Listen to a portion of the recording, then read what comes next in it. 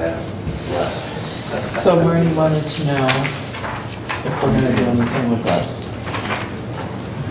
So they want $12,000. Yeah, right. They do?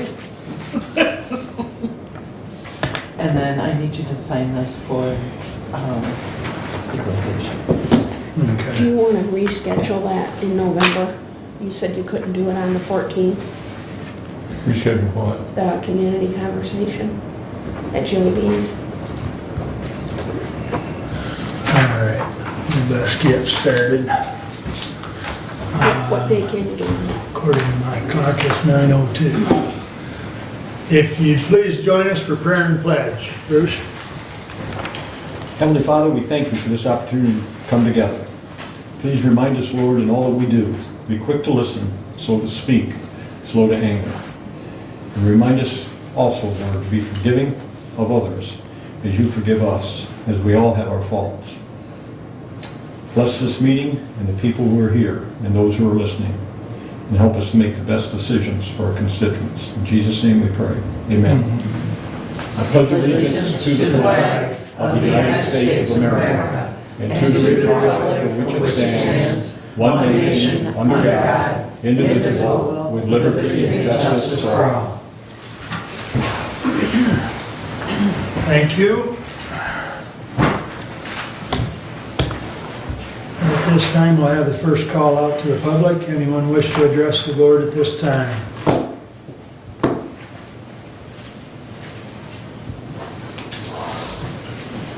I'm Susan Arnold, and I live in the city of Hillsdale. Good morning. And I'm here to address the issue of the sheriff's department regarding under Sheriff Albright signing the county treasurer's name without her consent or knowledge. This happened in July and was investigated internally by Sheriff Parker, who gave his undersheriff a 2-week suspension without pay. The public didn't hear or find about this until September 25th. This feels like the sheriff, to me, hoped to keep the public from finding out what had happened. The investigation should have been turned over to the state police to start with instead of investigating themselves. The undersheriff Albright did forge the treasurer's name without her permission and consent. The definition of forgery is the action of forging of a document, a signature, banknote, or work of art. It doesn't say that the forger had to profit and it only regarded special documents. The undersheriff Albright swore to uphold the law, but felt it was okay to break this one. To say that it was unethical practices, which was a quote from Sheriff Parker, is a severe understatement. Regardless of his reasonings, he still broke the law. It has been his job to secure cars each year, so he knew that special paperwork had to be done. So why did he wait till the last minute to try to get papers signed? Why didn't Albright contact the treasurer's office the next day to let her know what happened instead of her finding out through the mail? Albright's actions bring into suspicion as to what else he may have done. Not saying that he did, but it makes you think if he felt it was okay to do this. The residents of Hillsdale County deserve to get answers regarding this issue. More information is needed before this is finally put to rest.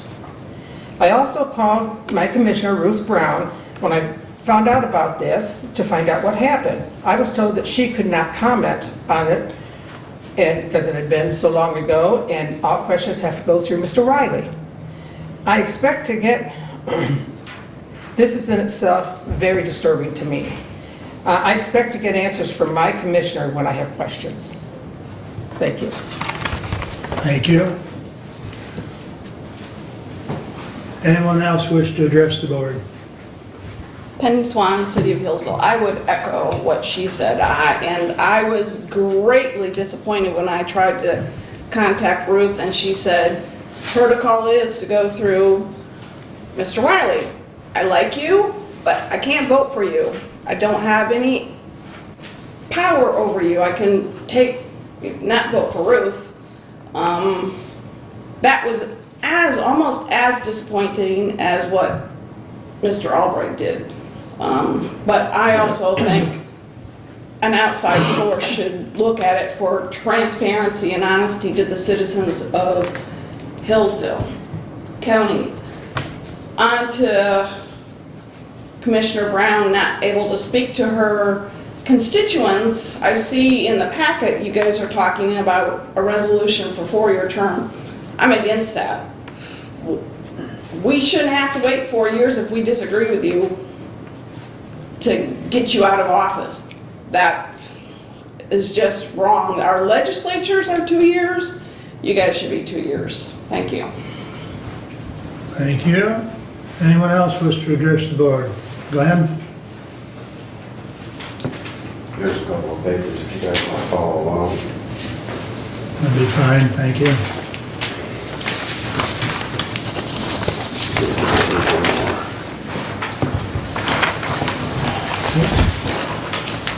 Glenn Froebel, I did the rating Michigan. This is a quote from the road commission, the Cooper Road job. And I went to a meeting and I questioned these gentlemen about this, and the 4-man crew gets paid $7,500 a day. That seemed like a lot of money. An excavator, a backhoe. The best deal they got, I think, is the crane, $2,500 a day. And then all of a sudden it went from 4 people, it went to 8 because we're gonna have trucks driving back and forth hauling away the old stone and fill. And I said, well, it's a dirt road. Dump it on the road and fill the thing back in again. Because they want to charge us $2,600 for the big riprap stone, $2,500 for the processed stone, and $3,000 for bank gravel. And then we got to the topsoil seed and mulch part of it. That's $2,000. That's a lot of grass seed, guys. A lot of mulch. Just for the ends of a 8-foot culvert. And these 4 guys that are working there, I'm sure they've done, and yet they're charging a supervisor, and yet they're charging a supervisor to come out that I probably would think would be a salary anyway, so why are they charging us $1,000 for him to stand around and point his fingers? You see? It almost, this is a 50-50 thing between our township and the road commission. It doesn't seem like it seems like we're paying for the whole thing. If they just double the rates, we're kind of at a loss.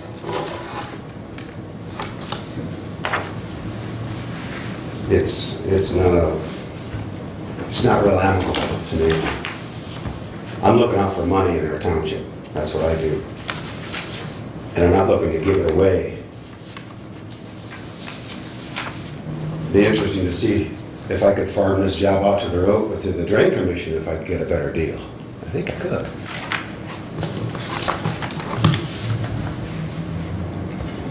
As far as the sheriff thing, I don't have any information. I got as much information as everybody else. I don't know what's going on till it's, it's kind of like the news stories now. Something breaks on the news, you don't know what the truth is for 6 or 7 weeks later if they report it again. So that's kind of how that went.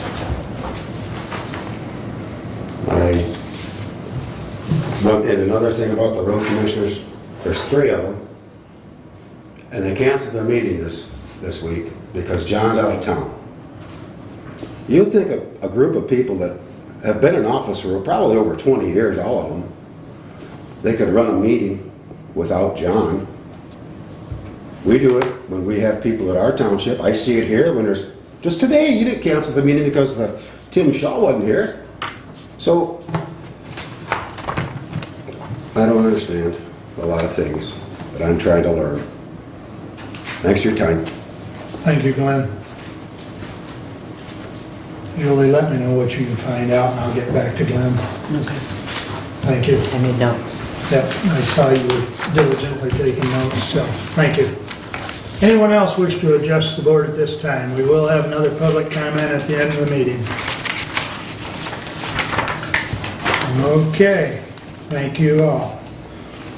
So, we move on to review and correction and approval of regular minutes from the September 24th meeting. Before we can approve those, we need to amend them. Help me out, Jody. The correct resolution numbers. There you go, Ruth. Instead of numbers 19,096 and 19,097, they should be 19,097 and 19,098. That's, okay. I was having trouble remembering the numbers, thank you. So with that amendment, you move approval? So moved. Thank you. Moved and supported. Any other additions or corrections to the minutes from September 24th? Hearing none, all those in favor of approving the minutes of that meeting signify by saying aye. Aye. Opposed? All right, that's taken care of. The consent agenda is next. Before we take a motion on that, the two commissioners that were involved with this, is the price lists that are in here, is what you guys agreed to and what Nick told you and everything is And what he passed out accurate? at the last meeting to us. Okay, so the numbers are accurate? Yes. Okay. I'll move to accept the consent agenda. Support. Moved and supported. Any additional comments? Hearing none, all those in favor of the consent agenda as presented signify by saying aye. Aye. Opposed? Consent agenda is approved. Correspondence is listed. Any comments on correspondence?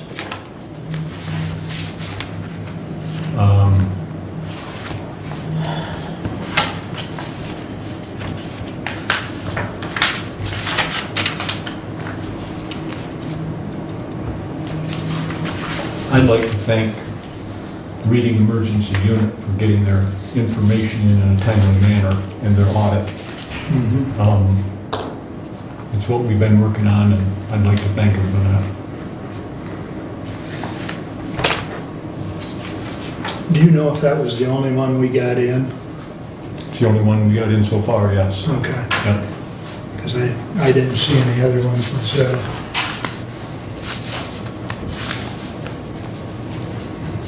Okay, anything else on correspondence?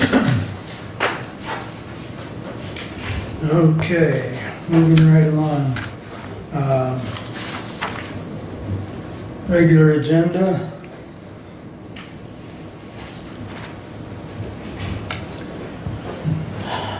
Motion to... Motion to approve. Support. All right, I would like to add, Julie and I need to discuss with you, and I guess we can put it either under Julie or under myself, the health insurance. So, You can just put it under you, Mark, since it's your committee, but okay. I'd like to talk about it too, obviously. Yeah, we had a meeting, what, week and a half ago or some such, and Derek will help us as well. So, because Derek was in attendance. Any other additions to the regular agenda?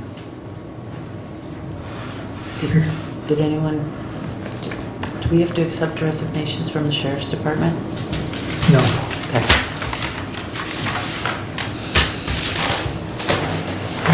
Okay. I guess, any other additions to the regular agenda? Okay, all those in favor of the regular agenda as amended indicate by saying aye. Aye. Opposed? Regular agenda is approved. We have no standing orders today. So Julie, that takes us right into your report. Okay, we'll talk about insurance when we get to you. Obviously, I brought that information. Also, Bruce and I are working, we had a meeting last night with the Ambulance Association. We're working to finalize the contract for next year. It's gonna be a 3-year contract. And we're very close to getting that done. We have a couple things we have to go back to our attorney with as far as wording. But we're very close to having that done, so hopefully be bringing that to you in pretty short order, the next 2 to 4 weeks, I would say. One of the next 2 meetings, we should have that completed. Also, I did file, once again, the brownfield report with the MEDC, just so everyone's aware that that's been taken care of. And I'm trying to find, give me 1 second, an email.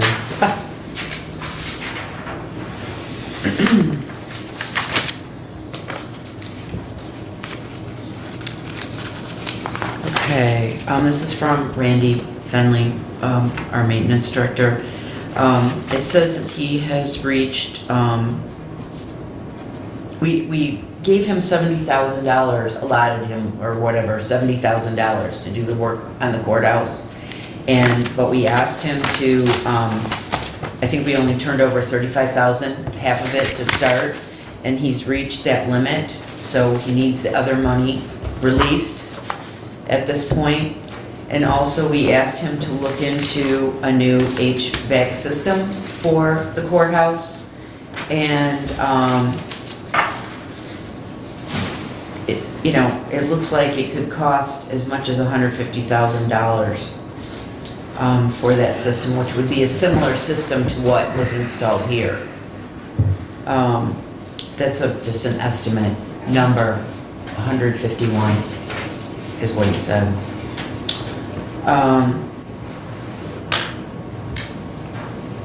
So can I move to release the other 35,000? So Randy can complete the project? You can move the it so we can courthouse. get it on the table Yep. for discussion. Support. Thank you. We can support it. Is there discussion on that? I mean, there were 70,000 allocated, and we advanced 35, and we need to advance the other 35 at this time. Where's it coming from? We allotted 70,000. Yeah, there were Doesn't matter 70,000. what we allotted, where's it coming from? Well, that's why I'm looking at you. Yeah, we already, Derek, does he know? I'm looking it up, I don't know. The pot that we took the first money out of, to take care of it, doesn't have anything left in it. That's those CDBG monies that were loaned out through Community Action Agency, and money comes back in. There's nothing in that pot, is there? There is, but we haven't gotten the okay to utilize that. How much is in that pot? Not sure. Trying to find out.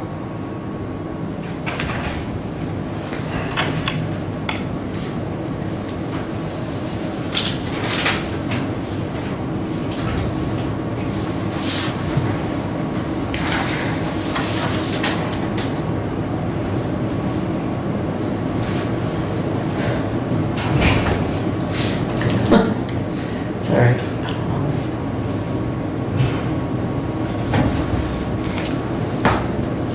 I mean, it's gonna take a few minutes. Okay.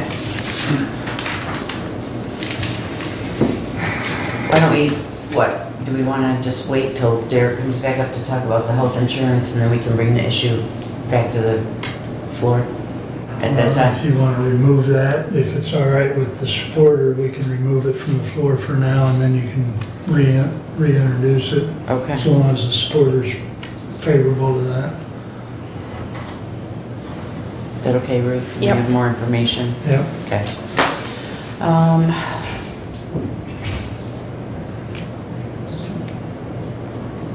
I think that's all I really need to talk about today. Okay.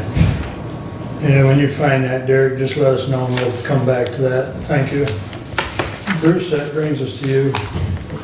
Previous question, if we're gonna look into this new heating system over there, then we need to do an RFP. We need to get bids. Okay? We can't We can't spend $150,000 without going out and getting bids. And if we're serious about it, then we need to put the bids up now and see what's out there. Was that put out for bids, Randy, or was that No, just? that's just figuring what the equipment would cost.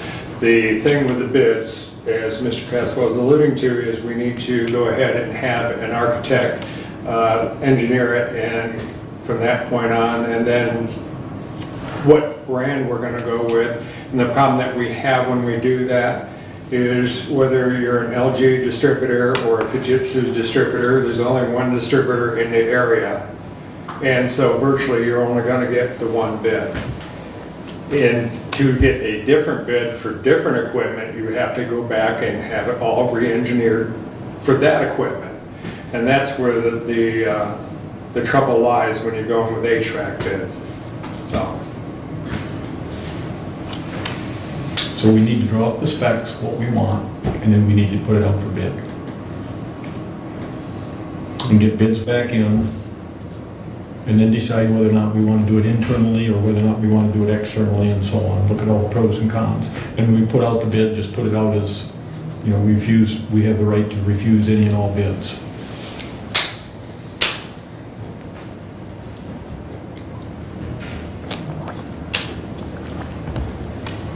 If we're going to get the courthouse done in a timely manner, and we're already 6 months behind what we said we were going to be, and that's nobody's fault, but we're behind. Yeah. And we know what happened over here, we were behind.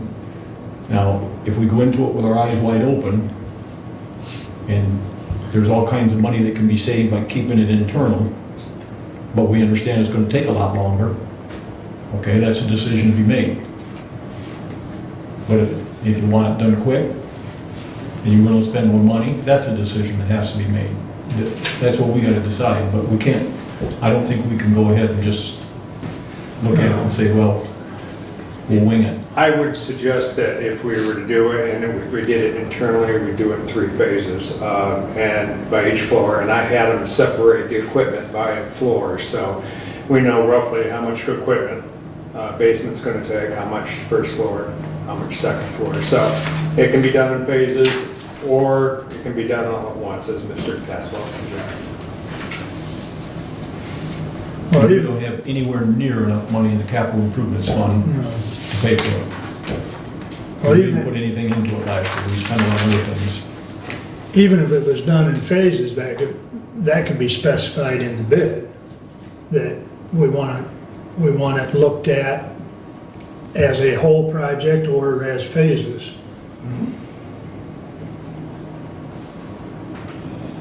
I think, I mean, even by our bid policy, we've got to do that, you know, so I think that's where we need to, I don't think it's a sense of urgency, but it needs to be done Did by I policy. request funding to get an architect to do this, to draw it up, because you can't send it to bid without the prints. I would suggest that's probably 10,000, 12,000, somewhere around. What do you say? 10 or 12,000 to get an architect to draw up the specs for the 112,000. 10 to 10 12,000. to 12,000. Yeah. Did we have an architect draw out the specs for this building, the heating system? Did an architect draw the specs up for this building as far as the heating and cooling? No, Okay. we did. Can we do it ourselves for that building? That's what we're doing right now, yes. Okay. Yes. I'm telling you right now that the equipment is roughly 151,000 if you do all 3 floors. Yeah. Allow 10% over that because for unforeseen. So you're looking at 162,000 if we do it. So- If you send it out with everything, you're looking at probably twice the amount. And we might want to contact Michigan Gas Utilities, because I know in Litchfield, now this might have been just for schools, but in Litchfield, there was all kinds of money that could be reclaimed through them by putting in a more energy efficient heating system. And the same thing might be available to us, and we should look into it and find out.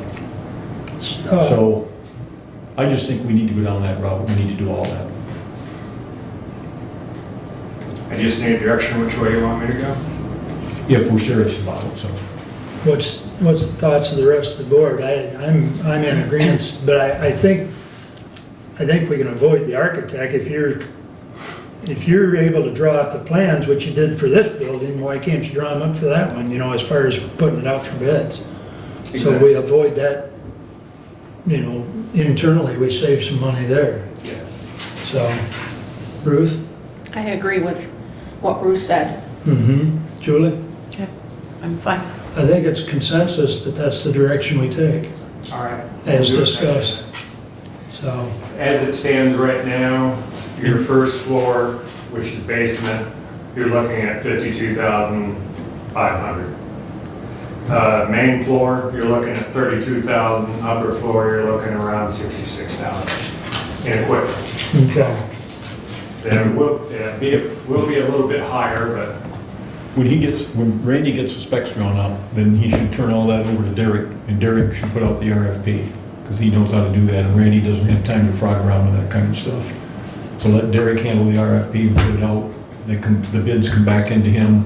if set we a do date. it that way, then we have to go architect. If we're gonna send it out, we have to. Why is that?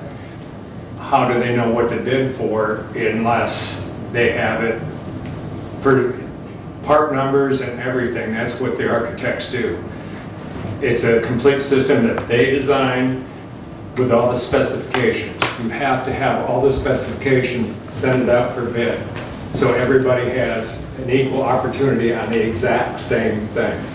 Whereas if we draw it up, we're not getting that involved. We're just going by the manufacturer engineers, what their equipment can and can't do, what we want to do with it, that sort of thing. So it's much more of an internal matter. If you're going to send it out, you got to do it with a blueprint so everybody has equal right at equal opportunity. Why can't he give this, why can't We he don't, give the we don't specs need to to, we Derek? don't need to discuss this here. We're not a committee. We can talk about this afterwards, if we want to go that route. I don't think it's, That's we just fine. don't need to discuss it here. It's- Yeah. Julie and I will get with you on it. So. Derek, did you find that? Yep. Thank you. The CDBG fund has $15,729.91 in it currently, as we got some money in this year. Marnie, I believe, submitted the proper paperwork to get that released. Anything under $35,000, they generally release. I don't think we've gotten verification back that that's been released for us to use for whatever we want yet. Once we do, that money should free up. Did she send that to the MEDC? She sent it to whoever she's supposed to send it to. And then in your capital projects fund, your capital improvement fund, you have $72,041.54 remaining in that fund. You spent right around $50,000, I believe, on the youth home repair. Looks like about $54,000. So those are your two main sources of money at this point. When did Marnie send that information in the MEDC? It was before she had her knee surgery, so I'd have to touch base with her and see if she's heard anything back yet. That's been probably about a month that she sent that, because I know her and I have been working on a couple others, that money's owed to the county, and we've just got to collect it, basically. And then, of course, then we'll have to get the release on that. Well, can you call up there, find out where she sent it, call up and ask them when we're going to hear from them? Yeah. Get that done today, and then I guess, If we can get a hold of Marty to find out when she sent it. She's not in today. Well, I can contact someone up there. Okay. and that's 15, and there's 35 we got to get, is what you said, Commissioner. Well then, why don't we take 10 for right now? That'll get us through the next meeting out of the capital improvements fund. and free that up. That'll get them through the next 2 weeks. And then we should know from this. And then if this gets cleared up and we get it taken care of, then we only gotta take another 10 out of the capital improvements fund. So it'd be 40 out of there and, well, no, wait, we need 35, right? Yeah. Okay, Hopefully. yeah, 10, 20, yeah, 10 more out of the capital improvements fund. So it'd be 20 out of the capital improvements fund and 15 out of the CDBG money. That, I that don't work? want to take everything out of the capital improvements fund, because I'm not certain that this money could be taken out and transferred into that fund. That might not be legal, so I'd rather be a little more cautious about it and try to get an answer back on this before we... So for today, I would move that we take 10,000 out of the capital improvements fund and transfer into whatever, there's an account, is there an account number, Derek? Yeah. So you're taking it out of the 401.00 fund. That's the capital improvements fund. Right, And you'd be transferring it to, Well, 10 gives you enough for, keep you going for the next 2 weeks? Okay. the 401.01 fund. That's the courthouse construction fund. Is that okay with the rest of you? Support. yes. I'm okay with that. We'll find out on that CBDG money, and then we can use that, or, to fulfill. It can be used for anything, Right. And by the way, not to change the subject, but the sewer system at Lime Lake has been finished and it's been paid for. Correct, Derek? Yes. The check was sent to the guy, and that Okay. deed is in place. And just to remind you, when that property sells, Before we get too far, though, we got a motion on the floor. right, I just want you to know that for the CDBG money, that has been paid and is Oh, out I there. got So you. you get the full 15 available. Okay, Okay. okay. Yeah, that is prudent, because we're talking CBG money for the courthouse. Right. Okay, gotcha, okay. All right, anything else germane to the motion of moving 10 from the capital improvement fund at this time, and at the next meeting, we'll address the balance of that 35? Any other comments? Hearing none, all those in favor of the motion signify by saying aye. Aye. Aye. Aye. Opposed? Motion carried. Please continue. I have a question for Randy while Randy's sitting here. That's fine. Sean doesn't work here anymore, does she? Those shades that are back there in the office, what are we gonna do with those shades sitting in the office? Are we gonna trash those, or Bruce? In this office? Yeah, I guess I'm not aware of them. okay. Today, before we leave, will you take a look at them? Sure. And there's a note on there saying, Sean put a note on there saying that if we were gonna trash them, that she wanted them. She doesn't work here anymore, does she? I don't think she works here anymore. So you take a look at those today Okay. before we leave. Thank you. Okay. Appreciate it. If we're not gonna do anything with them, maybe we can trash them. Take a look at them. No, I have to put them out according to scrap policy. Okay, thank you, thank you. Okay. Thank you. Okay. Please continue, Bruce. Is Julie done? Yes. I'm Yes. done. Okay. That we had to finish Well, we reading. got this 19102, this will be the beginning of many of these. This is the, to the Honorable Board of Commissioners, we respectfully submit the following report and recommendation for the spreading of the taxes for the year 2019.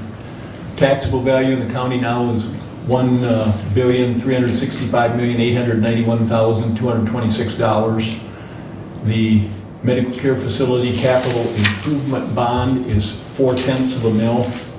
The tax revenue for debt service from this bond would be about $546,356. We recommend the several supervisors be authorized to spread on their respective ad valorem tax rolls and special act tax rolls the amount of county tax apportioned to the several townships, villages, and cities of the county as provided by statute.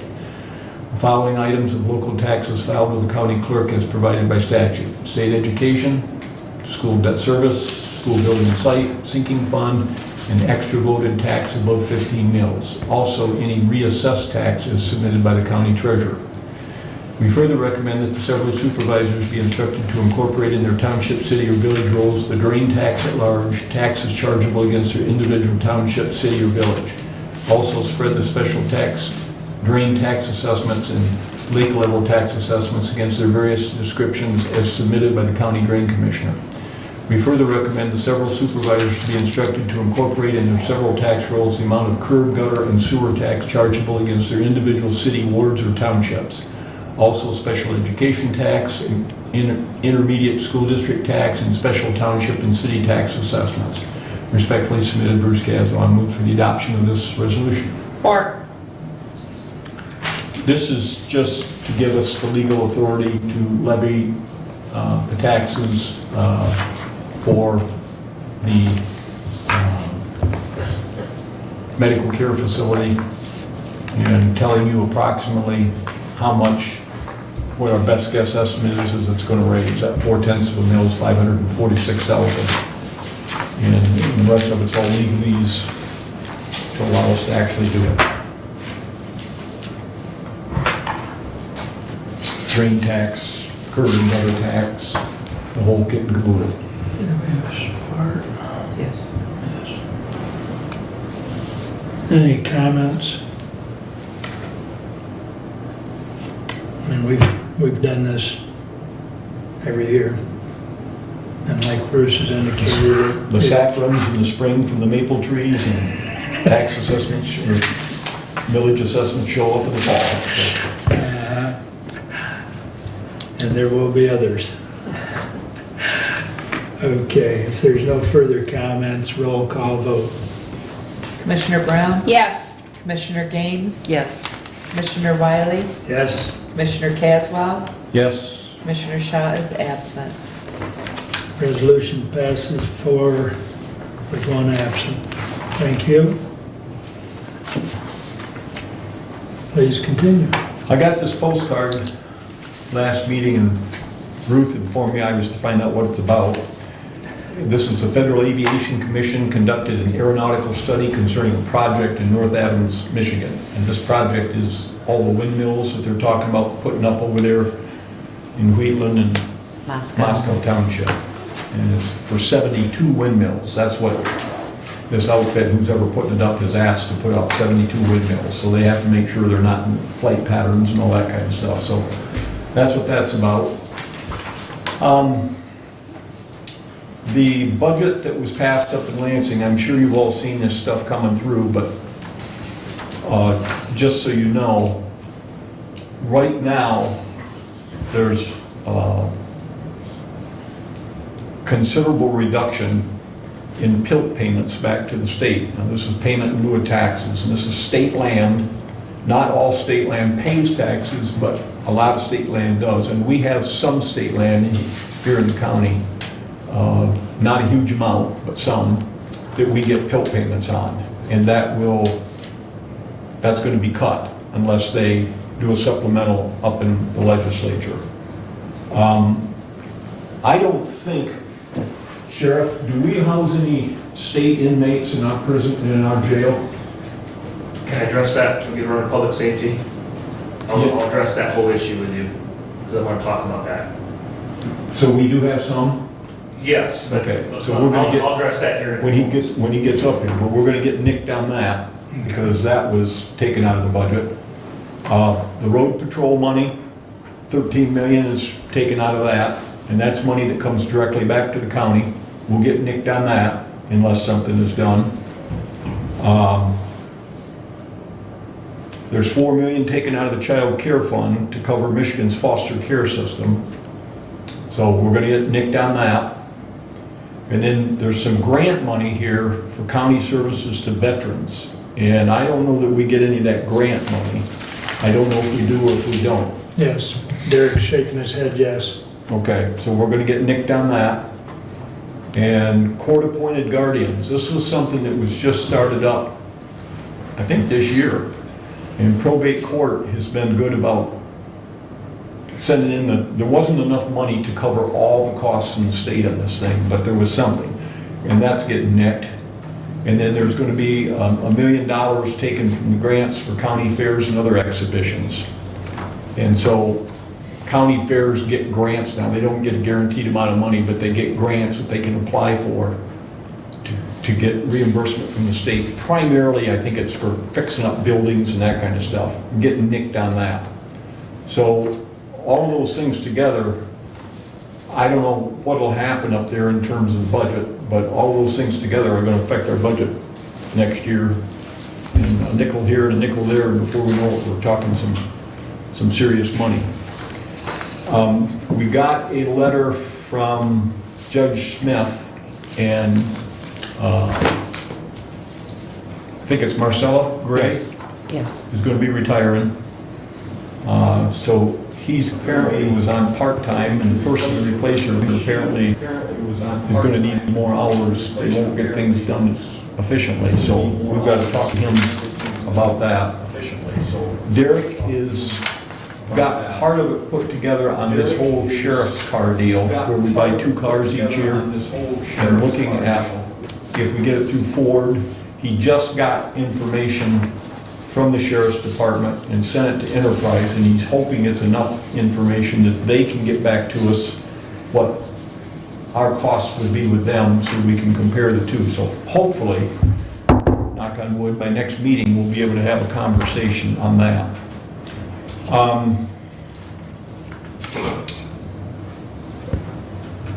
Talked with Dave Holcomb, our last budget that we dealt with yesterday. Talked with Dave Holcomb about his wish list. And there's some things that, and I'm just going to run through these real quick and give them to you. We don't need to discuss it, but I want you to be thinking about it and get your opinions back to me. He's asking for, with BSNA, miscellaneous receivables module. And this is to bill other entities, townships, cities, whoever it might be, to bill them, and it could be done in a much more, according to Dave, a much more efficient manner by having this software in place, and it would just send the bills out. It wouldn't have to be done manual anymore. That's about 11, 12,000. We talked about iPads for us. If we decide to get new iPads, and these iPads are 8 or 9 years old, if we decide to get new iPads, we've got to get them all at once, because they change so often. And he said it'd be a royal pain in the hind end to have me have one kind of iPad and Julie have another kind, and you have another kind. So if we're going to buy them, we need to do it once, and it would be about $3,500. Okay. He also talked about a time and attendance scheduling software, and this is to help the sheriff's department keep track of everything out there, with people that are on overtime, people that aren't on overtime, people that get scheduled for this and that. It's manual right now, and I guess it's, from what Dave said, it's a real headache. This would allow them to do it all electronically, and it would all be taken care of and allow them to be much more efficient. He said we also could expand it to include 911, and I forget there was one other entity that we could include in it. But the cost to the sheriff, minimum cost, and probably more than this, is $4,000. Then there was agenda management and minute software for our meetings, okay, $4,000. Replace a color printer at the jail that apparently is held together by duct tape and the fur from the woodchucks that move the gears in it, $1,700.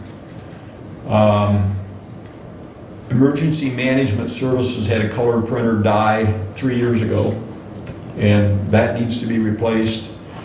And then finally, you may remember that that I got put into the budget 2 years ago, $30,000 for Dave to start replacing computers, PCs.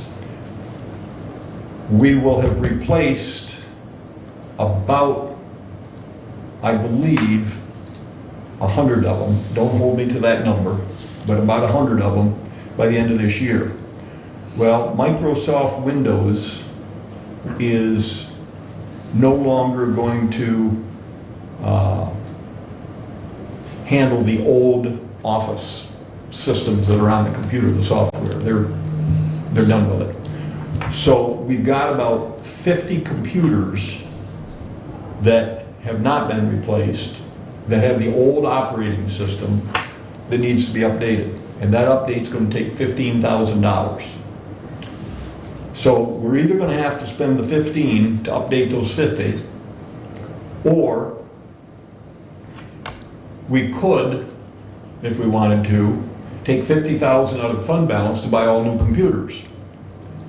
But if you take 50,000 out of the fund balance to buy all new computers, it takes a day to a day and a half to get each computer set up so that it's operating and ready for the person that's sitting at the desk to work with it. And Dave and Scott do not have that amount of time. The ones that are replacing now, they're scattering it out through the course of the year and they fit it in as they can. But with that mass coming in at the end, so we would have to hire somebody. And probably at what IT people get now, you're probably going to be looking at anywhere in the neighborhood of $100 an hour if we do that. If you figure a day and a half for each one of them, that's somewhere between 50 and 75 days times 8 times 100. So it could be pretty expensive. On the other hand, this 15,000 that we're spending to get them updated, when we turn around next year and buy new computers, that's going to be money down the tubes to, because the new system will already have it on it a year from now, but we had to have it earlier than that. So this is a good example going back of not replacing equipment on a regular basis. We got to make sure we do that. And we've got the system in place now to do that. We just got to make sure we continue it. So if you have any thoughts on that last one, it's a big ticket item. If you have any thoughts, whether you want to buy them all and hire somebody to come in and get them set up this year, you can save the 15,000, but you're probably going to spend the 15 or more hiring somebody to do it. Or if you just want to, we're going to have to spend the money to update the systems so that our employees have the current operating system. Otherwise, the computers are worthless. Okay? Just chock full of wonderful news. And again, I want to emphasize, I said this in the past, but I want to emphasize, unless something happens, and with all this nicking that's going on that I just talked about, unless something happens, we're only going to have additional revenue for next year of 100 to 110,000.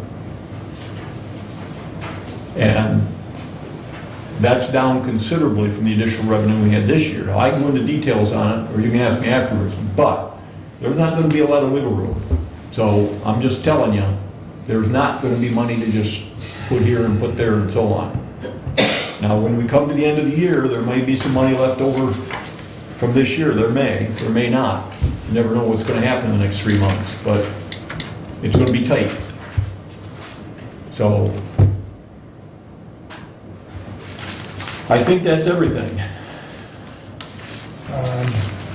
The ambulance service that Commissioner Gaines talked about, we're going to get back with our lawyer. I think there were 2 things that Reading brought up, both of which I think can be worked out. And then there was an issue brought up by Hudson having to do with equipment reimbursement and this kind of stuff. And we've got to kind of try to get that figured out. And I think those are the only 3 things that are left that we got to get taken care of. So.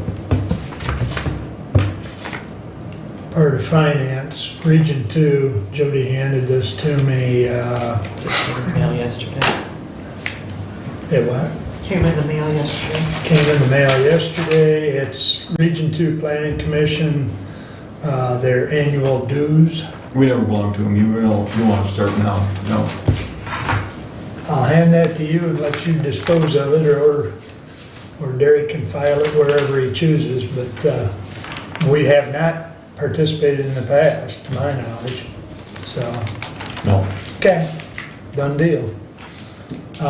Did Derek, did you want to go over your report at all? We can, it's up to you guys, I mean, it's. Yeah. Come on up.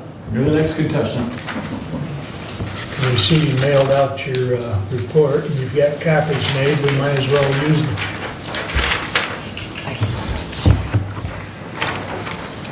Thank you.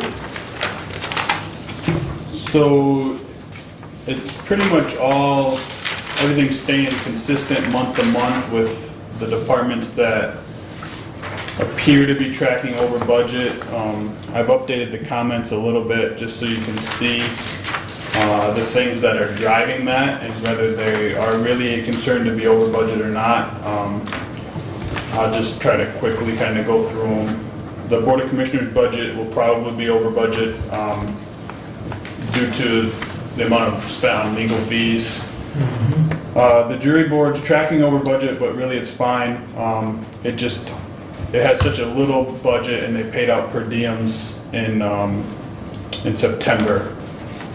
So everything looks normal there. My fringes are gonna be super tight. Part of it is because I think we cut them a little bit to move some money aside. So I might need a few dollars back to cover my fringes. County survey and remonumentation, that's 100% reimbursed by grant, so anything we overspend there will be picked up on the revenue side. MSU Cooperative Extension, we just paid the 4th quarterly payment, and we've paid 10 monthly payments of rent. So as things are paid in advance, it appears to be tracking over, but it's really not. It should be about right on. The elections budget, the May and August elections is where the majority of that money was spent. There shouldn't be a lot of spending out of that budget throughout the remainder of the year, so it'll be really close to whether it's over or not. We do get reimbursed for some of those August election ballots, which we do budget for on the revenue side as well. So hopefully if we do go over anything that we do go over, we'll have that much reimbursement on the revenue side. The Drain Commission, they investigated the same thing as I talked last time I was up here. They investigated a new drain, and there's no place to assess those costs, so they get placed in their drain budget. We don't typically budget for that because it's not something that happens very commonly. Courthouse office building has spent $4,900 on repair and maintenance, and only has a $700 budget. With it being freshly renovated, we didn't put a lot of money into this building for renovations. I'm sorry, for repair and maintenance. The Marine Patrol spending is complete, should be good. Also, that's all reimbursed by the state. We hope. Well, it should be for this year at least. True. Health insurance, all the insurances have paid in advance. They're all tracking very, very close.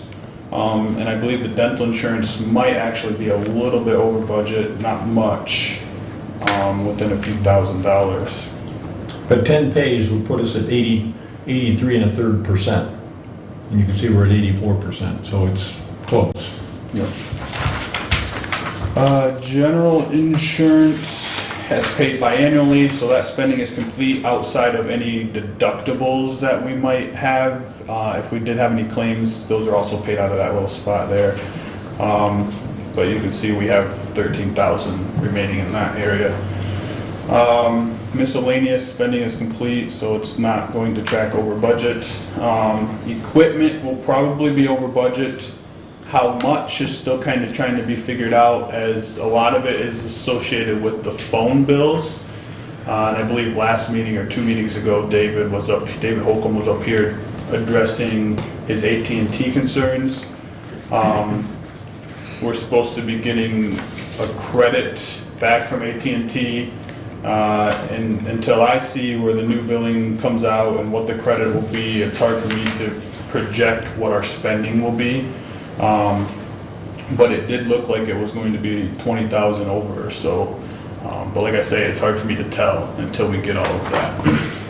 And in all fairness to David, when we put this budget together a year ago, he had he had to do a wag as far as what phone bills were gonna cost, because there were a lot of things that he didn't know at the time. So I don't want anybody blaming him and saying he screwed up. He didn't. He gave us his best estimate. That's what we used.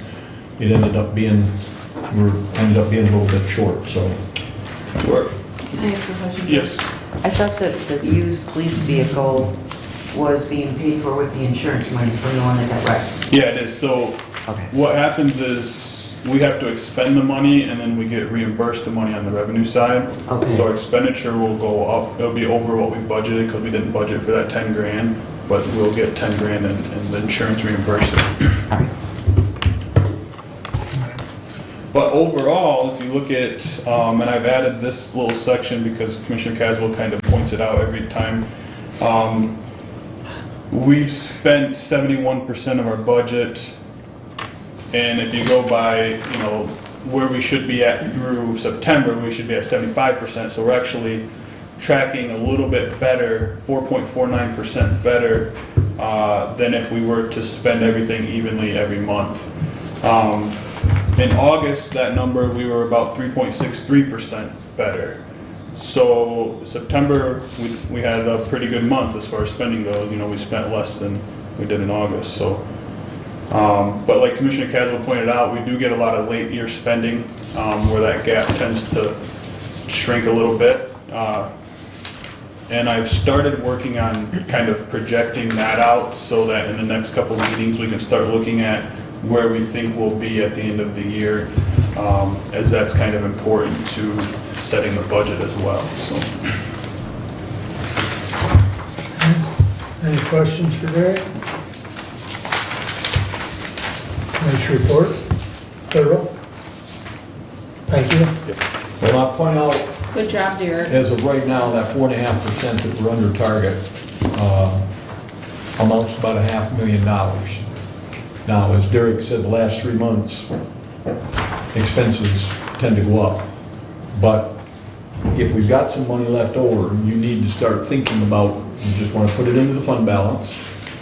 We're about 10% right now, 12% in our fund balance. You want to put it like we did last year towards a pension for the sheriff's department.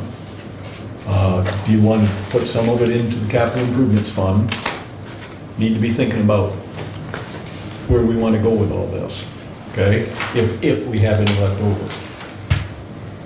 Can I talk about finance for a minute, since we're on Derek and finance? Oh, one other thing, I'm sorry. That's okay. One other thing, don't forget, we're gonna have a bill coming, we're self-insured in workers' comp. And we're gonna have a bill coming from the deputy that was seriously injured. I mean, that's not gonna be cheap. So keep that in mind as well. Go ahead, Ruth. I just want to say, while we're in the budget process right now, and Bruce and I and Derek are walking around and calling on elected officials and department heads, Derek continues to show strong feedback when I walk around and I talk to people, and Derek's not around.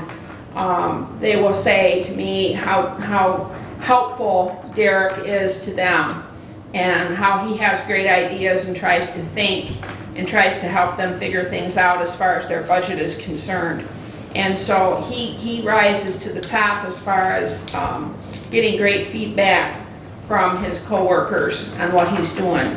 And also, I think that the county employees, I've always thought this ever since I've been a commissioner, but it keeps coming back up every single year, that we have great county employees who are very experienced, very knowledgeable, trying very hard to be frugal if they can be. I'm just really, really impressed with our county employees, and I think that they're not given enough recognition, they're not given enough good words for how good they do for Hillsdale County.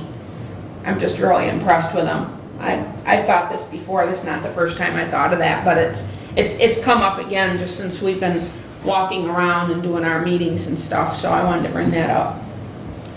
Thank Okay. you. Thank you, Ruth. You got anything else, Bruce, or is that it? No, I think I've rattled on long enough.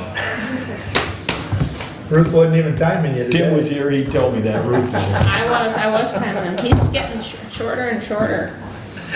All right, with that said, Ruth, it's your turn. So on September 27th, MAC sent us all a legislative update on the email. And in that legislative update is a template resolution in support of 4-year terms for county commissioners. And I just wanted to point that out to everybody. You can all read it for yourself. I don't have to read it to you. It's all on everybody's email. But that's just a topic for discussion and something that we should be keeping our eye on as that moves through the legislature. So we can talk about that if you want to. Now, I have a couple of other things I want to bring up. Before you... Oh, yes. Before you move on from Yes. that, Ruth, we talked about this a little Yes. bit last month. Yes. Or last meeting, rather. Right. And I think individually, we can each do anything, Right. and I'm only one vote on this board, but I'm not in favor of sending a resolution from this body. Okay. And I think Bruce expressed Right. his concern about the 4 years. Respectfully, Mr. Chairman, I didn't express concern. I said, I think my exact words were, it's stupid. I stand corrected. Thank you. Doesn't make any sense. So, Okay. Thank All you. right. please continue. All right. On November the 12th is going to be a child care forum in the city of Hillsdale. Child care continues to be an issue in the city of Hillsdale. Quality child care is an obstacle to people having jobs if they don't have a place to take their kids. November the 12th, which actually is our county commissioners' day, so none of us are going to be able. I would have gone to it, but I'm not going to be able to because it's county commissioners' day. But anyway, November the 12th is going to be a breakfast meeting from 8:30 to 9:30 in the morning.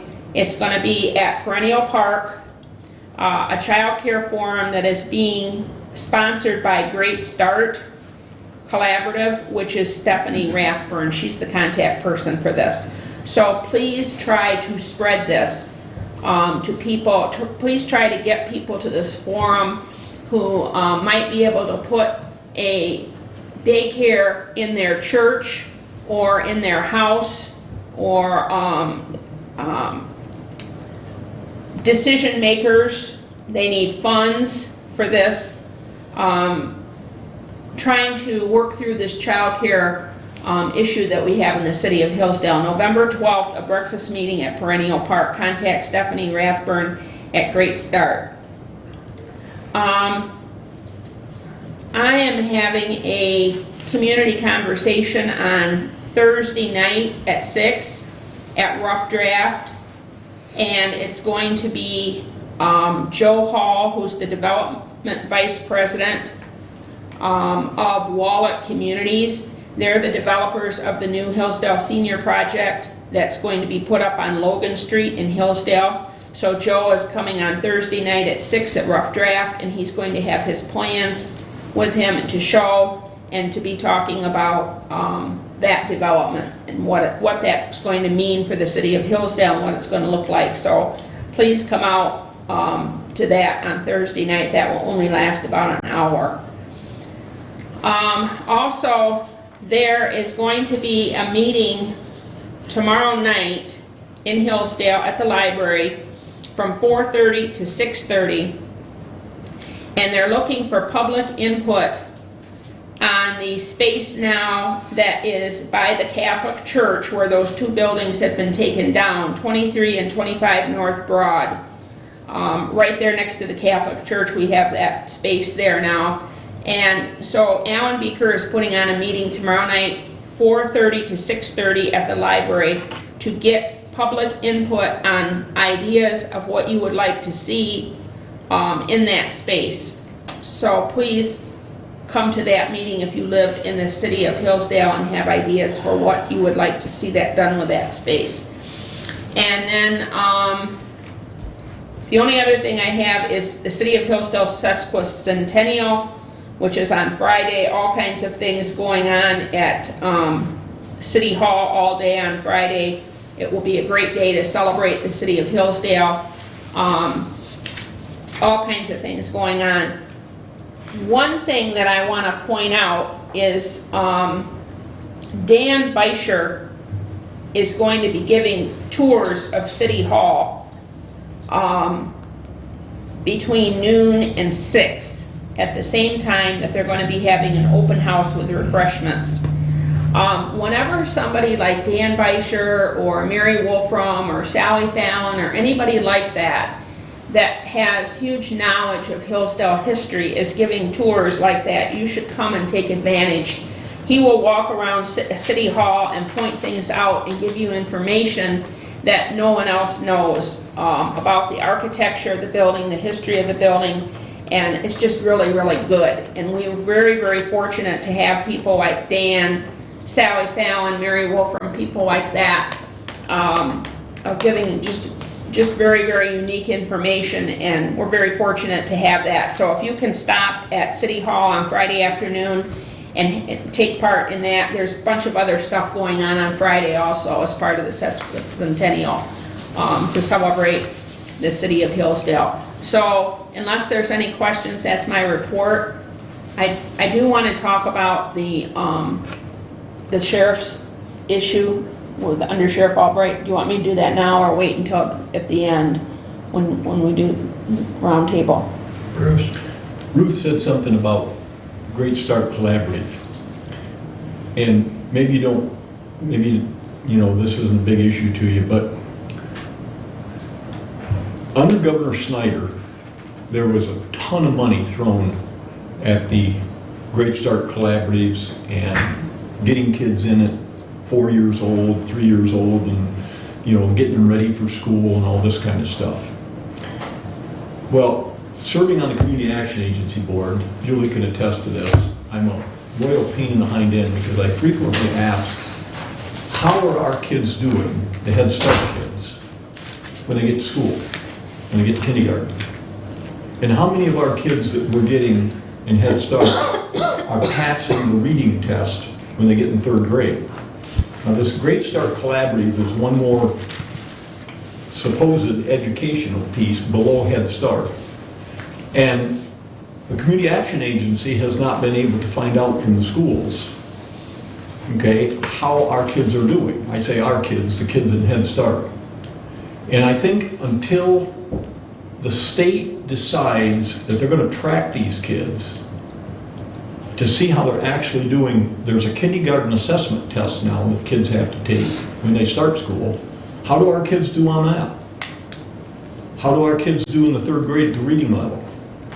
And if our kids aren't doing well, we need to know that, both the Great Start Collaborative and the Community Action Agency, so they can change what they're doing to more effectively teach these kids and prepare them for reading and prepare them for getting into school.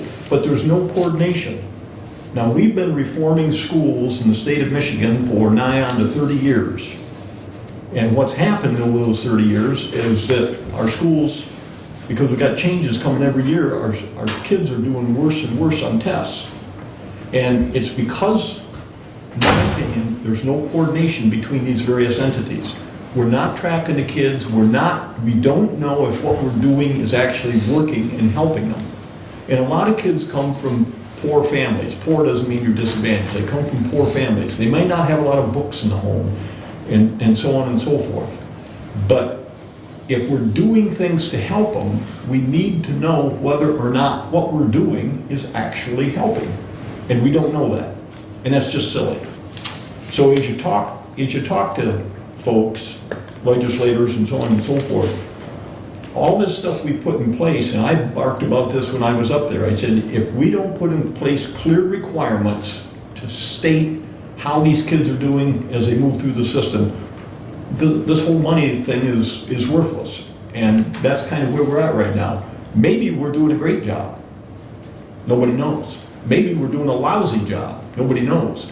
But our overall test scores in the state are going down, so there's something wrong.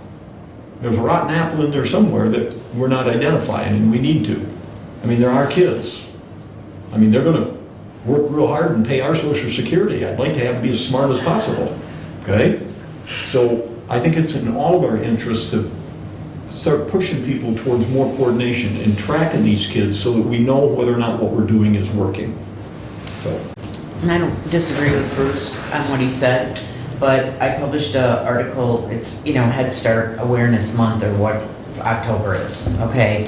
And I published an article that was written on my Facebook page. It says, Head Start to Harvard, published by an author who shares how Head Start impacted his life. I think it does work, and it is working, but we do need some measurable evidence, I think, of that, of tracking the kids, no doubt.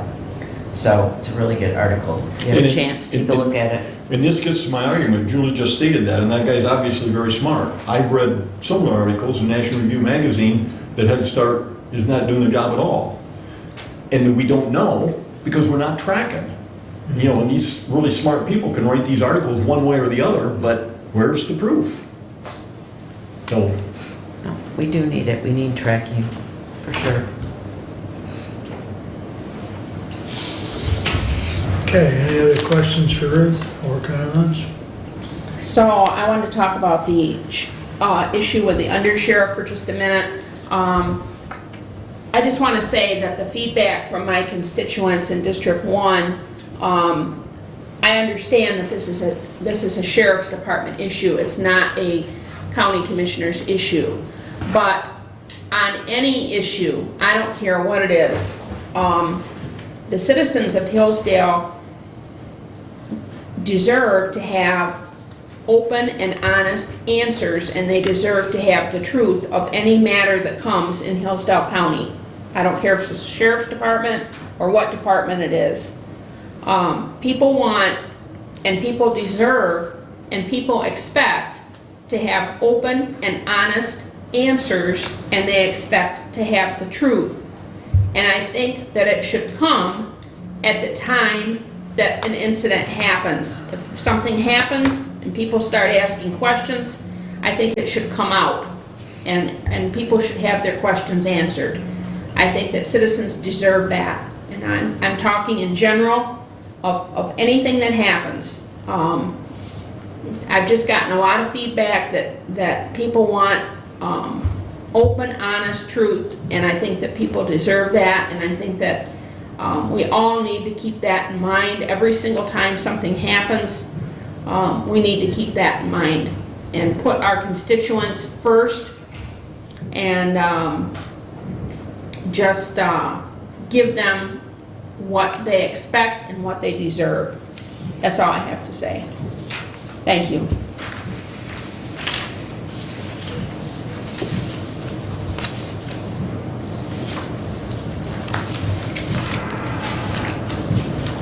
Respectfully, Ruth, Yes, sir. this issue was an internal matter. It came out late in the game for a variety of reasons, but that's not the issue. Every employee, no matter who they are, has rights under current law. So any discussion on this is inappropriate from the standpoint that each individual employed by the county has rights. So with that said, it was handled internally, the person has rights, and that should be the end of the discussion. So, and that goes from the janitor to the highest paid employee, period. I mean, everyone has rights. So that's all I'm going to say to that, unless someone else wants to comment. We'll go to public safety. Sheriff?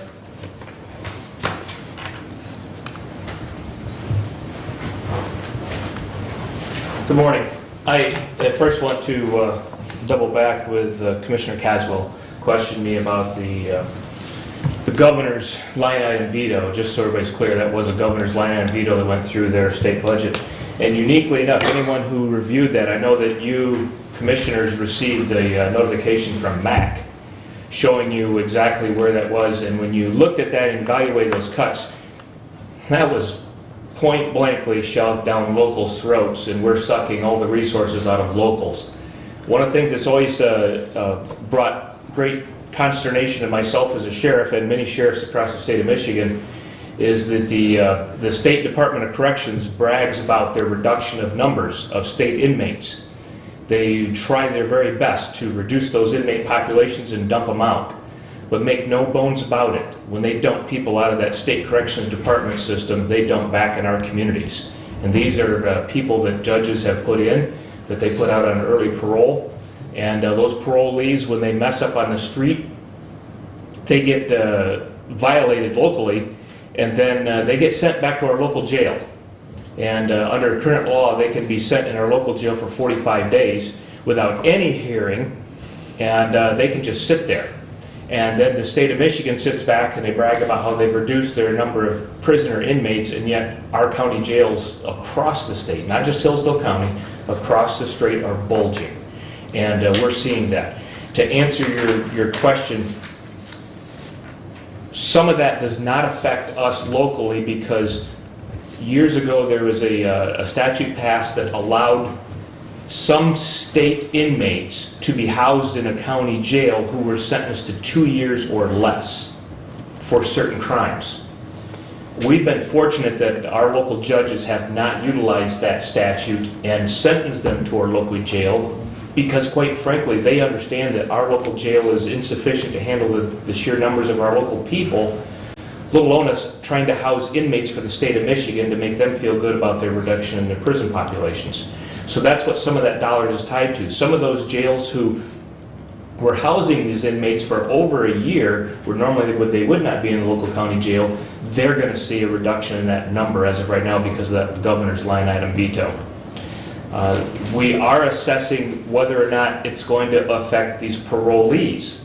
If they take a parolee and take them off the street because they drank, and that's one of their conditions of parole, and they put them in our local jail and let them sit there for 45 days, we're trying to make an assessment if the state is going to continue to pay the money for us. I think it's a rate of about $30 a day for those inmates. We're not clear on that, if they're going to pay that money.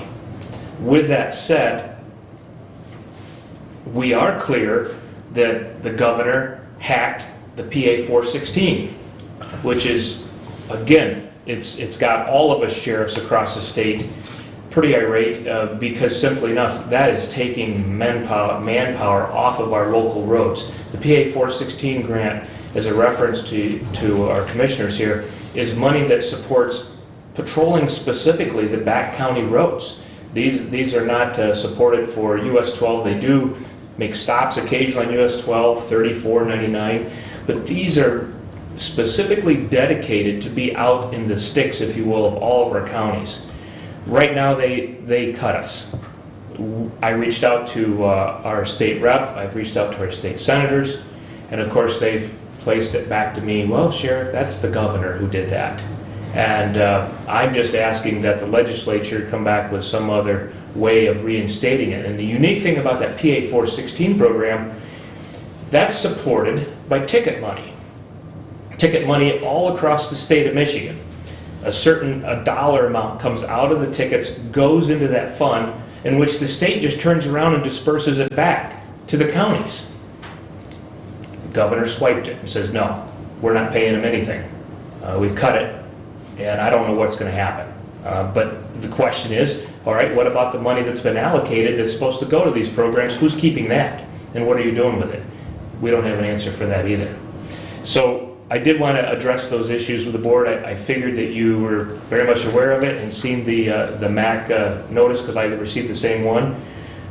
The other thing that I wanted to bring up before the board again. Yes. Before the sheriff goes on, hopefully, we're going to know either the amount of the cuts before the end of the year, or they're going to get back together and take care of things. But if we don't, by the end of the year, what I'm thinking right now is that we're going to have to set aside our best estimate and again, put it over in our budget. And if then they don't come through with the road patrol money and some of these other things that the sheriff's talking about, we'll have money to allocate to keep those going, because we can't, quite frankly, we can't do any less than we're doing now and maintain a police presence in the community, and we've got to have them out there. That's my opinion. So as we move forward, you guys be mulling this over in your head and thinking through things, that if that's a viable alternative or if there's something else that you want to do. But we may end up having cover for this as they're getting taken care of, but I think we have to.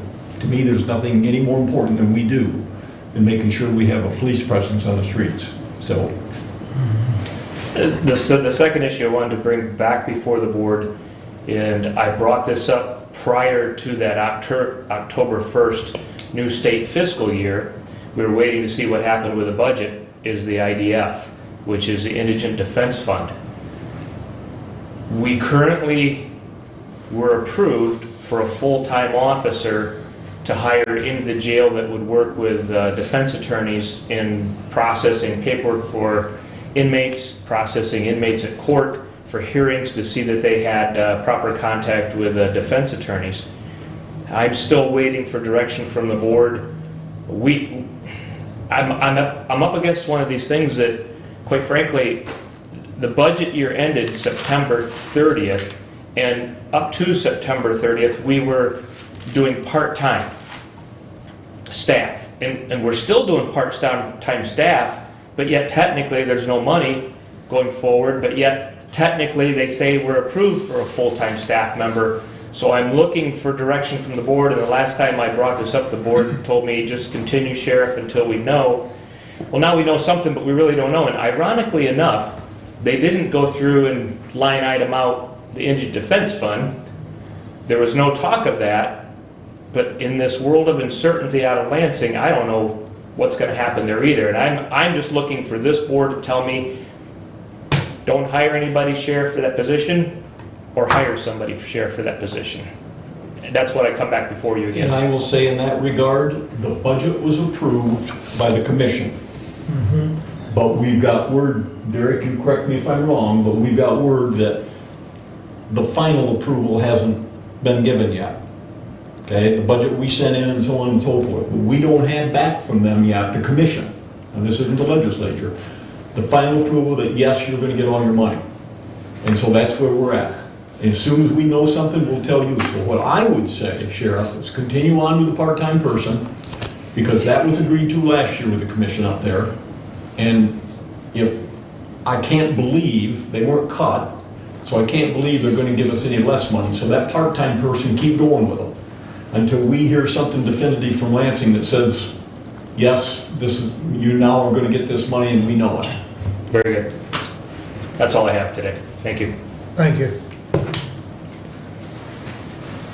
All right.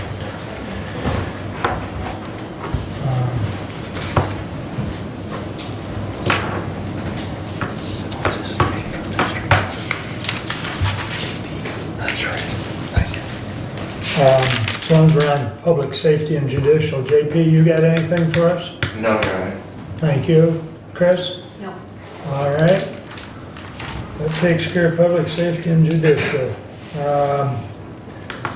All right, first thing under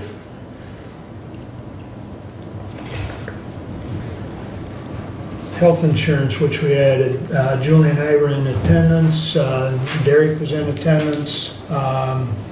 We had the committee. I think there was, what, Derek, 8 or 9 people in attendance? Yeah, Something like that. 7. Okay. And since that meeting, we got email back from Dina that they were able to get the renewal rate down some more. I think it's down to what, 5.1? 5 point something. Yeah, that sounds right. It was 675. Right. They got it down to 5.1. So they were leveraging the Blue Cross proposal against priority, and were able to get priority to come down. The committee's discussion was, number one, to stay with priority, because change has always been rough around here, and we've changed too many times over the last 5 years. So, some continuity there. So, number one, the discussion was to stay with priority, and we're looking at a 5.1% increase in premium. The other aspect that was discussed was the HSA. And it was pretty much agreed to bring it back to the board, correct me if I'm wrong, Julie, was that as we approach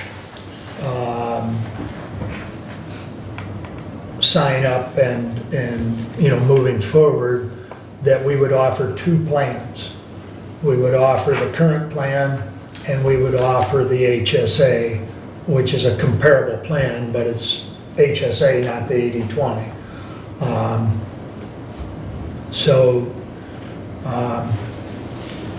The county has offered two plans from time to time in the past, but, for the last several years, we've basically had the one plan.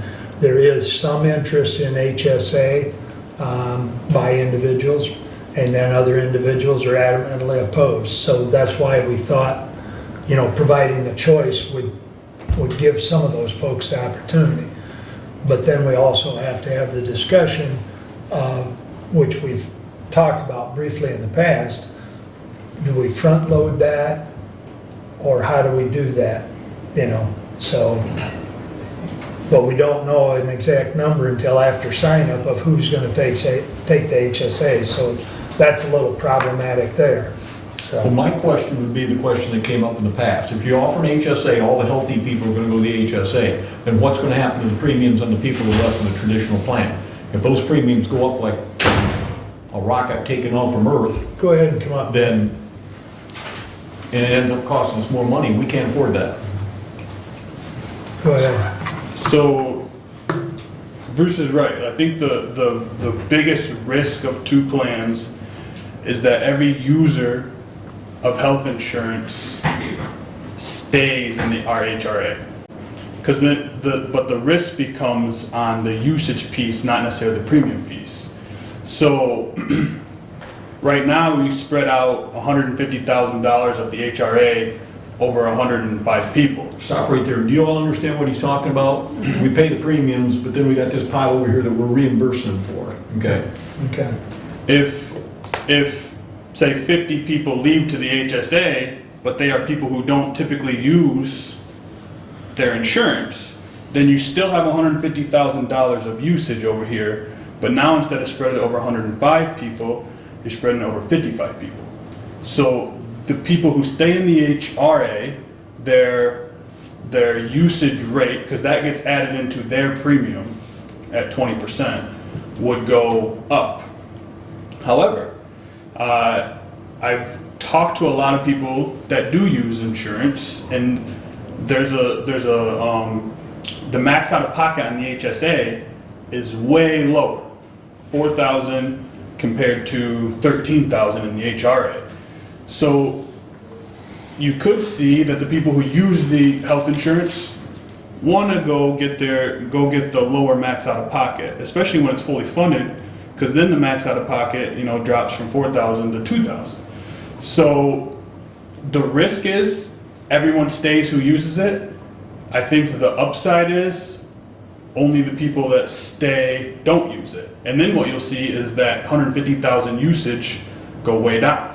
And now you're spreading that a smaller amount over a smaller amount of people. So it has and the impact won't matter at all this year. It would only matter next year, and you'd have to see how it breaks down. So there is risk to it. Right. There's potential upside, there's potential risk. It's just a matter of weighing that as a board and deciding what you want to offer to the employees. I did kick around to a few employees, and they liked the idea. And I tried to paint the risk to them, but everyone likes the idea of choice, and it's hard to get people away from, people want to choose. People want to feel like they have some control over what kind of insurance they're getting. So that's just kind of my assessment from sitting in the meeting and from talking to our employees. Well, and I think your point needs to be well taken, though, is that 2020, as far as the rate that not only the county's paying, but the individuals are paying, would stay whatever it's quoted right now. 2021 is where we could see a problem based on how many people shift to one plan or the other, because it would change the HRA component. So, but in Derek's example, the max out of pocket is lower on the HSA, so maybe some of the high-end users actually go over to the HSA, which then actually makes the HRA better in a way, I mean, as far as. Better for the people that stay. Right, right, It would get better for them people. right. So it's, it's a tough decision, but it's something you guys have to weigh, Yeah. the risk versus reward, so. Well, And Julie might have some other thoughts, too. You sat there too, so. But realistically, we have no way of really knowing all of the X factors, if you will, until after we go through a sign up and see how many people go one direction or another. I mean, it's a roll of the dice to some degree. And you're under a little bit of a time constraint too, because the process of getting the bank accounts and everything set up for the HSA will take some time. So we probably want to do open enrollment sooner than Thanksgiving, like we've done it in the past. Right. So Right. just keep that in mind too. Yeah. Well, realistically, we need to either make a decision today or at the next meeting at the latest. Because that way, the 1st of November, you could get the ball rolling with John and his crew. So, Well, Julie? I just want to comment that Please. I think the choice is the way to go. I think that people have asked for it. I think we need to give people the choice. And it's just as likely that the result will be positive for everybody as negative. And we're going to retain the teledoc program, Yes. which also takes away a lot of the risk if people will sign up and use it. Again, I'm going to reiterate that we can't make people use it, but all the county employees should be signed up for teledoc. There's no excuse. How many people Why we're have not used signed it? up. Do you know? Do we know how many people have actually used Teledoc? I didn't look at the last usage report, did you, Mark? No, I didn't. And I haven't seen Maybe it, you can so. let us know next don't meeting know. or whatever. But that also helps with a lot of the, in the HRA part of it, the negative. And I don't know how it would affect the HSA. I'm assuming it would be just as positive if you were in the HSA and still used it. Because you don't pay for that appointment and it doesn't go against the usage of our policies. Right. When you use that. And, a lot of the, things that happen in the winter, sinus infections, flu, that kind of stuff, you can easily get that done through teledoc. And you don't have to leave your house. I've used it several times last year and it's fantastic. So.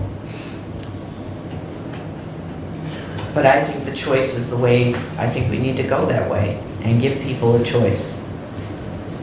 And I think it helps us with recruiting and retention of employees when they have a choice.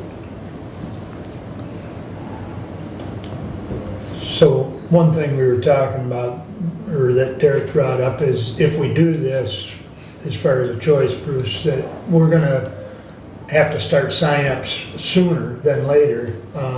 So realistically, we need to either decide today, or if you need more information, you and Ruth, I'm sure Derek can send out the information that we have.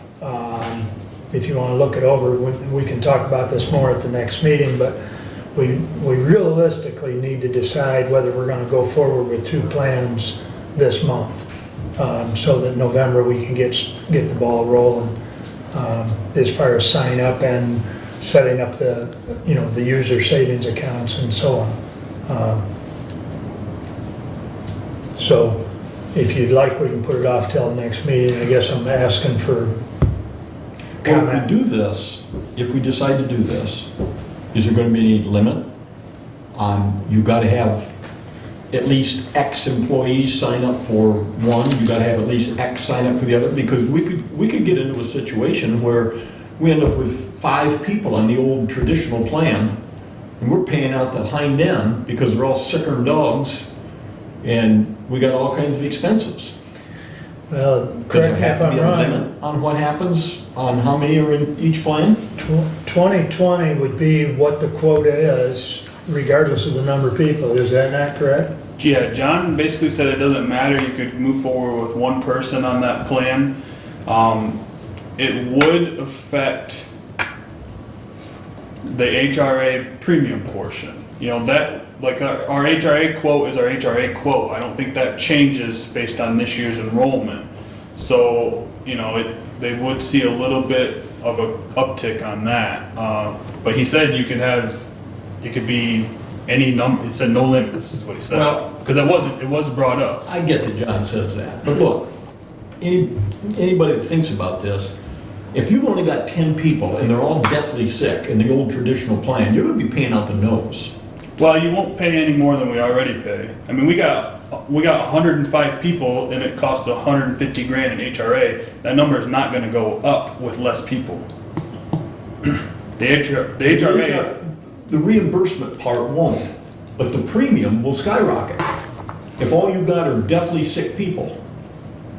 Not this year, it's already gonna be set. And what I'm saying is, if you keep 10 in the old plan, if that's all it say, and the other 90 move over to the HSA, the premiums for those 10 people who are really, really sick and have a lot of issues are gonna go right out of sight. it could, yeah. I don't see that. So my question is, do we want to put a limit on either of the plans? I don't know, give it a year or two, but then there has to be at least X number of people signed up for the plan, or we're going to drop it and everybody's going to have to move to the other plan. I don't know. I'm asking the question. Because if you only have a few in one or the other, if you have just a few in the HSA, it's not a big deal. They are what they are. But on the other side of it, it could be a big deal. You want to shoot a email to either John or Dina on that and then copy or, you know, send the reply out? Because Bruce, I mean, that's an interesting I mean, I get point. it. If those 10 people are causing most of our HRA reimbursements right now, they're the ones getting reimbursed because they're really sick. I get the fact that's not going to go up. But if that's all that's left in that plan and the premiums we have to pay for those people, I got to believe they'll just skyrocket. I mean, for instance, I've been paying $2,200 a year for the last 20 years to have $1 million life insurance policy. It's term life, okay? I'm turning 70 this year, another month. I just got my premium from the insurance company. Now that if I want to renew it for 1 year, I get to pay $46,075 for 1 year. I'm not going to renew it. But the fact of the matter is, I'm getting old, I could keel over at any time, and so they're going to charge me accordingly. And the fact of the matter is if these people are deathly sick and really ill, they're going to charge premiums accordingly. Well, when you stepped out for a minute, Derek made a point that, you know, we won't know until after sign up, but like he said, the out-of-pocket, correct me if I'm wrong, but the out-of-pocket for the HRA is 13 max, and the out-of-pocket for the HSA is 4, correct? Mm-hmm. So it's possible that some of these quote-unquote sick people would switch to the HSA because it's less out-of-pocket. So, And we are going to know that, and I get all that. Yeah. My only point here is, do we want to say if we go below a certain number in either plan that we're just going to end it, that plan? Because of costs being involved. Yeah. I don't know. Maybe that's a stupid question, well, but I think Derek- we need to at least ask that yeah, question. Derek can shoot that question to John and see what kind of answer we get, because that's, you know, there's never the only question that's stupid is the one that didn't get asked. Well, I remember when I came on the board, we just had this fabulous idea about cops trust. And I don't want to put our employees back into that situation. Right. I agree. So, All right, we'll get some more information. And Derek, if you would, the stuff that we've been emailed as far as the renewal rates and stuff, if you'd make sure that Ruth and Bruce get eyes on that? Yep. Thank you. All right. And then did you guys get one of these folders? I didn't get one. Here, where are the rest of these, like? I passed them, almost all of them out. I might be able to scan some in and get some electronically, but I handed them out to different people. Okay, because I think Bruce and Ruth and probably Tim, Mark and I have one, obviously, but they need copies of this material so they can look at it. Okay. But Okay, if you can email it, that's fine. Okay, thank you. Good point, Julie. I forgot about that. Okay. Medical care. I'm sure everybody saw the story in the paper, #1 by Newsweek in the state of Michigan. I mean, as we well know, Pathways was very instrumental in helping get that place turned around. And not just Pathways, but having an excellent staff out there to implement the changes. And, you know, as we've talked about in the past, and as I've told you in the past, matter of fact, there was just another email the other day. I think it was after that story in Newsweek broke, I got an email from a company looking to buy the place, and I deleted it. Everybody loves a winner. Yeah, I mean, we're not gonna sell the bloody place, and now that it's profitable and #1, everybody wants it. Yeah. But, you know, I can remember one of the gentlemen from Pathways saying that Hillsdale County has a gem, and that was his exact words. And now it has kind of come to fruition by this #1 status by Newsweek magazine. So, you know, I think he saw the potential, and now others are seeing it. So, you know, kudos to them out there. So, I forwarded either this morning or last night, I don't recall, but the medical examiner report to all of you. You can look at that. It's running about, the monthly is running about the same, but, you know, I think the overall, the program's working well. It's just running a little higher than what we ever dreamed, but at least it's working. And last but not least, one thing I wanted to mention, on the web page, on the Hillsdale County web page, there is a tab for Board of Commissioners, and when you click on the Board of Commissioners, it goes to some other tabs on the right-hand side, and it says Meeting Rules. And in those meeting rules, it talks about several things, one of which is that the chairman, whomever that may be, is the spokesperson for the board. And unless, for instance, the vice chair was speaking on the radio Fair Week, and her and I conversed, and she spoke on behalf of the board on the radio that day. Part of the reasoning for that, and I've talked to people at MAC, I've talked to other board chairmans, I've talked to other county administrators, is so you have one voice. You don't have 5 stories in our case. Some counties have 7 or 9 commissioners. You don't want 9 different stories or 9 different quotes. So it's in an attempt to stay with one consistent story. So for those that, I had someone that didn't quite understand that until I explained the concept of one message. So the other thing I wanted to add about that was that anyone that wishes to attend, we have an organizational meeting. By statute, the Board of Commissioners is required the first business day of each calendar year to have an organizational meeting where we go over committee assignments, where the clerk actually runs the meeting until the board chairman is elected. So we elect the chairman each and every year, as well as the vice chairman. And we go through the committee assignments and the finance chair assignment and so on. So if anyone is interested, you're more than welcome to come into those. That is an open meeting, and that's the first business day of each calendar year. So, Which that'll be January 2nd, 2020. It's a Thursday, I think. okay. I hadn't looked ahead, but if that's the case, thank you, Julie. So, that's all I have unless anyone's got a comment or a question for me. I think I've got... Yep. So that brings us up to public comment. Anyone wish to address the board this second time around? Yes, Glenn? I was at the meeting when this leadership took place, when Al Ringenberg was chair.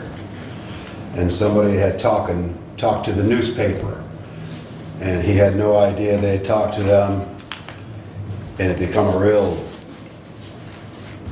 messy thing for Al. And Al was very forward about him saying, listen, more or less the buck stops here, because somebody's got to be the leader.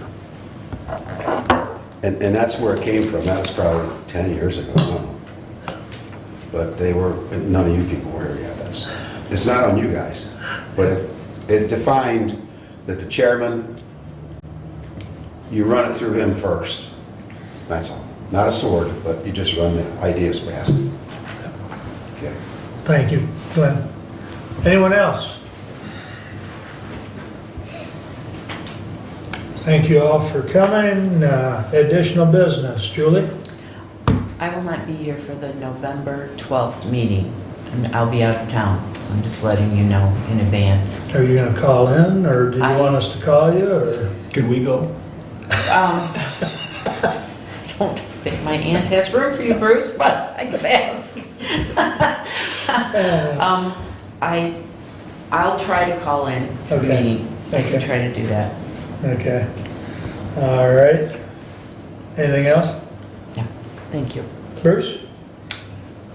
Couple things. First of all, what we see going on up in Lansing right now is the reason that we need to increase our fund balance. Now, I've harped on this for 5 years, okay? If you have enough money in the bank, then when the games are being played up in Lansing, whose ever fault it is, okay, you have enough money here locally that you can keep things running. And that's one of the issues Marty Taylor in the building inspector's office has done an excellent job with. He's got enough money that if things head south, he can keep that department running for probably a couple of years and won't have to close it down as a lot of them did. We don't have enough money in our fund balance to be able to continue programs that the state plays their games with, road patrol, jail, whatever it might be. So as we move forward with decisions, and I've said this in the past, it's not just putting money aside, it's giving us the ability, the freedom to handle our own affairs locally and not be so impacted by federal or state changes. The second thing is, I think it would be very worthwhile for this board to develop a 10-year vision. Where do we want this county in 10 years? What do we want to accomplish? And list those things out so that we can see them. And then bring that list with us to every meeting so that we're not just kind of jumping here and jumping there. And I know, Mr. Chairman, you did a nice job with this in terms of fixing up stuff, buildings and equipment and all that kind of stuff. And we've made some strides in that regard. But I think we've got to do more in that regard in terms of a long-term vision for what we want in this county and where we want it to be. And then make that list and keep it in front of us and commit to getting those things checked off one after another.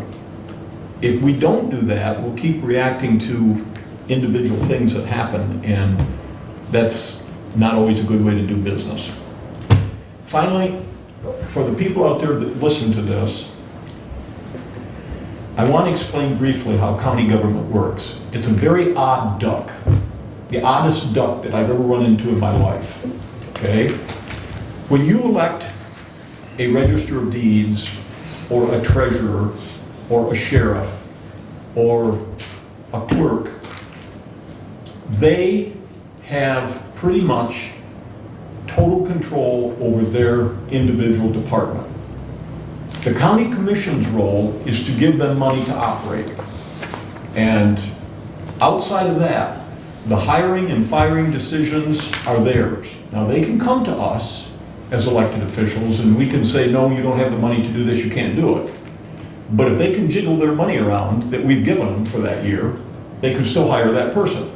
So you need to understand there's a complete separation of powers between the commission. We're basically the finance operation for all the elected officials, and the elected officials themselves. They control their departments. When you talk about department heads, Randy, Nick Wheeler,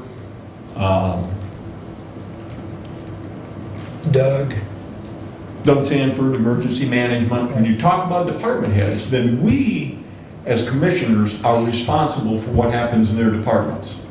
We hire and fire, they can bring us suggestions, but we have control over them, both financial as well as who they hire and the job they're doing and all that kind of stuff. So that, I've never run into that in any other aspect of government, anywhere, that it's that bifurcated and separated. And these rules are set up by the state of Michigan. Counties are created, they're children of the state. And the state sets the rules for how things are going to operate. So if you're madder and hops at the county clerk for whatever, okay, you can come to us and you can tell us you're madder and hops and you can tell us everything that happened. But understand there's not a whole lot we can do to change those operations in that outfit. That's the county clerk's decision. That's why you elect that person. Likewise for all the other elected officials. So hopefully that helps some in understanding how these things work, okay, and the way things are put together. Can I make one comment on that note? let's just circle back. Go ahead. So on that note, we can make suggestions, but we don't have control. And one of the suggestions that I would like to make to all our department heads and elected officials is that we're in the business to serve constituents and each other. And we need systems in place in our departments and offices so that when somebody comes in, maybe it's not on your schedule if you're the head of the department or the elected official, but when somebody comes in to get business done, they can achieve that goal. It needs to happen. And we also, when we make phone calls to these departments and elected officials' offices, we need to know as constituents and ourselves who we're talking to. And I see no reason why people can't use their name. They don't have to say their whole name. But when you answer the phone, you say, hi, this is the commissioner's office, this is Julie speaking, how can I help you? Because after all, that's why we're here. And that's my statement. Okay. Ruth? I Additional business? can't follow that up very well. Okay. I'm gonna leave that right where it is. We'll move right along, and I will make sure to hand this over to Jody, and she can tack it on the board over in the courthouse for public, and I'm sure the city of Jonesville has it posted, but I just opened this. Notice of Public Act 57 informational meetings, Downtown Development Authority, Local Development Authority. Please take notice that the City of Jonesville Downtown Development Authority and Local Development Finance Authority will hold informational meetings pursuant to Public Act 57 of 2018. The first meeting will be a joint meeting held on Monday, October 21st, 2019 at 6:30 p.m. in the Jonesville Police Department Conference Room located at 116 West Chicago Street. And it goes on. And there will be a second meeting November 12th at 7:30 a.m. But I'll make sure this is posted. I'm sure they have it posted, but anyone that's interested in that. So, yes, Bruce? One other thing I want to mention to all the people out there who look at this, there's going to be an election in Adams Township in November, recall election, another recall election, okay? And the two people that are on the ballot are Mark Nichols, who is the current supervisor, and Rob Glass, who is running against him. And Beth had a phone call this morning from somebody who thought she was still a clerk, but she's not, and they didn't understand what was going on with it. So what you're doing is voting for one or the other. If you want Mark Nichols to continue in office, you vote for Mark. If you want Rob Glass to replace Mark Nichols, you vote for Rob Glass. This person was thinking if she marked off one name, that would mean the other one would get it. And it's not, it doesn't work that way. So vote for the person you want to have the office. Either Mark, who currently has it, or Rob, who is running against him. Okay? And I think that's on November, Is it like the 4th? absentee ballots are going out, I know right now, and it's on The November 6th? 5th. 5th, November 5th, okay? Okay. And just so the commissioners know, since it's a local township election, Adams Township pays the entire cost. We don't have to pay anything. There's no county, are there any countywide elections in November? Not this year. I didn't think so. No, Okay. not this year. Okay. I think that concludes today's activities. Thank you all. We stand adjourned. It's been real. All right. You didn't add the fun part. What's that? I said you didn't add the fun part.